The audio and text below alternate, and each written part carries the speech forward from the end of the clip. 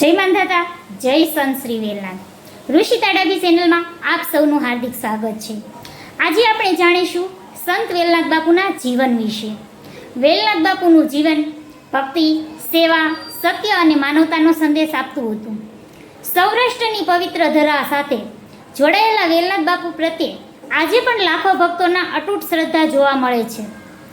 લોક પરંપરા મુજબ બાળપણથી જ વેલનાથ બાપુનું મન ભગવાનની ભક્તિમાં લીન રહેતું હતું. તેમણે જીવનભર સત્ય, દયા અને નિસ્વાર્થ સેવાનો માર્ગ અપનાવ્યો અને લોકોને પણ એ જ માર્ગ અપનાવવાની પ્રેરણા આપી. આ વિડીયોમાં આપણે વેલનાથ બાપુના જીવન સાથે જોડાયેલી લોક પરંપરા અને તેમના ઉપદેશ વિશે જાણીશું. જો તમને આવા ધાર્મિક અને ઐતિહાસિક વિડીયો ગમતા હોય તો ઋષિ તાડાભી ચેનલને સબસ્ક્રાઈબર કરો, વિડીયોને લાઈક કરો અને તમારા મિત્રો સાથે શેર કરો. જય સંત શ્રી વેલનાથ, જય સંત શ્રી વેલનાથ.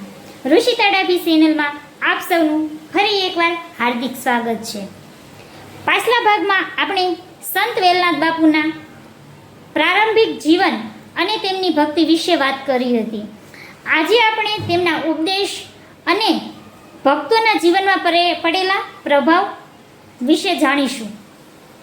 લોકો પરંપરાઓ મુજબ સંત વેલનાથ બાપુ હંમેશા કહેતા હતા કે સાચી ભક્તિ માત્ર મંદિર સુધી સીમિત નથી. સાચી ભક્તિ એટલે દરેકના જીવનમાં ભગવાનનું સ્વરૂપ જોવું, દુઃખી અને જરૂરિયાતમંદો લોકોની સેવા કરવી, સત્ય બોલવું અને કોઈનું અહિત ન કરવું. દૂર દૂરથી લોકો પોતાના દુઃખ લઈને બાપુના દર્શને આવતા હતા. બાપુ સૌને પ્રેમેથી મળતા, ધીરજ રાખવાની સલાહ આપતા અને ભગવાન પર અડગ વિશ્વાસ રાખવા પ્રેરણા આપતા. ભક્તોમાં એવી માન્યતા છે કે શ્રદ્ધા અને સદાચારથી કરેલી પ્રાર્થના ક્યારેય વ્યર્થ જતી નથી. આજે પણ અનેક ભક્તો ગિરનાર અને વેલનાથ બાપુ સાથે જોડાયેલા પવિત્ર સ્થળોએ દર્શન કરવા જાય છે. ત્યાં ભક્તિનો માહોલ અને જય સંત વેલનાથ બાપુના જયઘોષની સમગ્ર વાતાવરણ ભક્તિમય બની જાય છે. આગામી ભાગમાં આપણે વેલનાથ બાપુની લોક પરંપરાઓ અને તેમની યાદમાં ઉજવાતા પ્રસંગો અને આજના સમયમાં તેમના સંદેશનું મહત્ત્વ જાણીશું. જો તમને આ માહિતી ગમી હોય તો વિડીયોને લાઈક કરો, શેર કરો અને રુચિ તાડાભી ચેનલને સબસ્ક્રાઈબર કરો. જય સંત શ્રી વેલનાથ. ઋષિ તાડાભી ચેનલમાં આપ સૌનું ફરી એકવાર હાર્દિક સ્વાગત છે.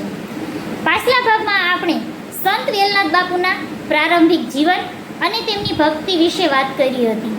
આજે આપણે તેમના ઉપદેશ અને ભક્તોના જીવન પર પડેલા પ્રભાવ વિશે જાણીશું. લોકો પરંપરા મુજબ સંત વેલનાથ બાપુ હંમેશા કહેતા કે સાચી ભક્તિ માત્ર મંદિર સુધી સીમિત નથી. સાચી ભક્તિ કે એટલે દરેકના જીવનમાં ભગવાનનું સ્વરૂપ જોવું, દુઃખીને અને જરૂરિયાતમંદોની સેવા કરવી, સત્ય બોલવું અને કોઈનું અહિત ન કરવું.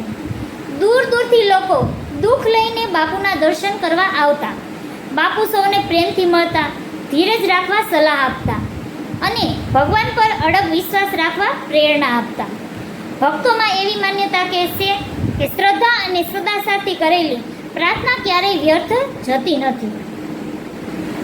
આગામી ભાગમાં આપણે સંત વેલનાથ બાપુની લોક પરંપરાઓ અને તેમની યાદમાં ઉજવાતા પ્રસંગો અને આજના સમયમાં તેમના સંદેશનું મહત્ત્વ જાણીશું.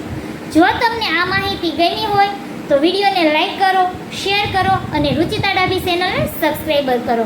જય સંત શ્રી વેલનાથ. સંત વેલનાથ બાપુનો ઇતિહાસ ભાગ 3. જય સંત શ્રી વેલનાથ. ઋષિ તાડાભી ચેનલમાં આપ સૌનું ફરી એકવાર હાર્દિક સ્વાગત છે. પાછલા 2 ભાગમાં આપણે સંત વેલનાથ બાપુના જીવન, ભક્તિ અને તેમના ઉપદેશ વિશે જાણ્યું હતું. આજે આ શ્રેણીના અંતિમ ભાગમાં તેમના સંદેશાનું મહત્ત્વ અને ભક્તોમાં રહેલી શ્રદ્ધા વિશે વાત કરીશું. લોકો પરંપરાઓ અનુસાર સંત વેલનાથ બાપુએ પોતાના જીવનમાં સમગ્ર જીવન દરમિયાન સત્ય, દયા, ક્ષમા અને નિસ્વાર્થ સેવાનો માર્ગ બતાવ્યો. તેમણે શીખવ્યું કે મનમાં અહંકાર નહીં પરંતુ વિનમ્રતા હોવી જોઈએ અને દરેક જીવનમાં પરમાત્માનું સ્વરૂપ. આજે પણ અનેક ભક્તો શ્રદ્ધાપૂર્વક વેલનાથ બાપુનું સ્મરણ કરે છે, તેમના પવિત્ર સ્થાનોના દર્શન કરવા જાય છે અને પોતાના જીવનમાં સારા સંસ્કારોને અપનાવવાનો સંકલ્પ કરે છે. ભક્તોમાં માને છે કે સાચા મનથી કરવામાં આવેલી પ્રાર્થના અને સારા કર્મો જીવનમાં શાંતિ અને શક્તિ આપે છે. વેલનાથ બાપુનો સંદેશો માત્ર એક સમય માટે નહીં પરંતુ દરેક યુગ માટે પ્રેરણાદાયક છે. જો આપણે સત્યનો માર્ગ અપનાવીએ તો જરૂરિયાતમંદોની સેવા કરીએ અને ભગવાન પર અડગ વિશ્વાસ રાખીએ તો જીવનનું બધું સાર્થક બની જાય છે. આ સાથે વેલનાથ બાપુના ઇતિહાસની 3 ભાગની શ્રેણી પૂર્ણ થાય છે. જો તમને આ શ્રેણી ગમી હોય તો વિડીયોને લાઈક કરો, તમારા મિત્રો સાથે શેર કરો અને રુચિતા ડાભી ચેનલને સબસ્ક્રાઈબર કરો. ફરી મળીએ એક નવા ધાર્મિક અને ઐતિહાસિક વિષય સાથે. ત્યાં સુધી જય સંત શ્રી વેલનાથ.